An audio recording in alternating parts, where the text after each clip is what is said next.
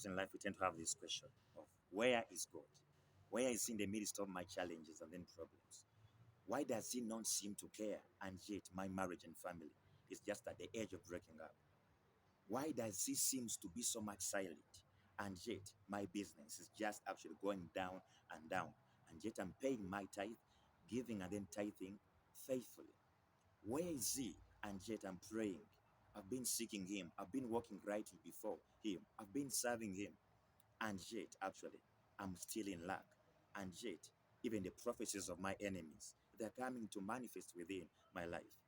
Where is He? And yet, even the promises that actually He promised me this year, the year is coming to an end, and I'm still the same way as I was last year.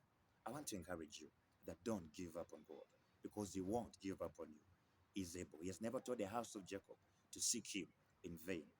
Of course, you must understand that He has never promised us a smooth Christian life. There are many afflictions of the righteous, and yet the Lord delivers him from all of them. But again, you must understand there are times whereby He will not actually deliver you. He will allow you to go through that. By going through that, He's training your spiritual muscles. He's showing you another dimension of Him. That actually, you know what, when you go through those trials, it can become actually your fourth man within that fire. Even though you go through the valley of the shadow of death, He's still with you. He's trying to show that, you know what, whatever you're going through is not actually so much strong and then powerful in Jesus' mighty name. You see that? So, and again, He wants to train you within that situation. So you've got to always trust and then obey, knowing that He's the one who began a good work in you, and then He shall surely accomplish it. You see that? And here comes Job, and he goes on to say, though he does slay me, yet will I trust Him. You've got to always trust in God. Whether He does a miracle or he doesn't do a miracle. Whether He does lift you or He doesn't lift you. Whether He does save you out of any situation, or actually, you know what, He allows that situation to come to you.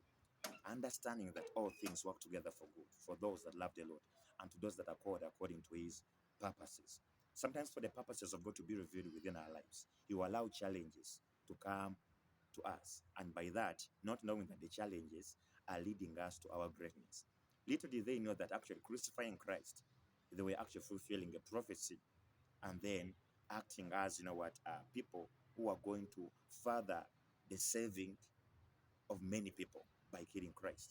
They didn't know that actually selling Joseph in prison, they were actually, you know what, fulfilling his destiny and then the dream that he had gotten.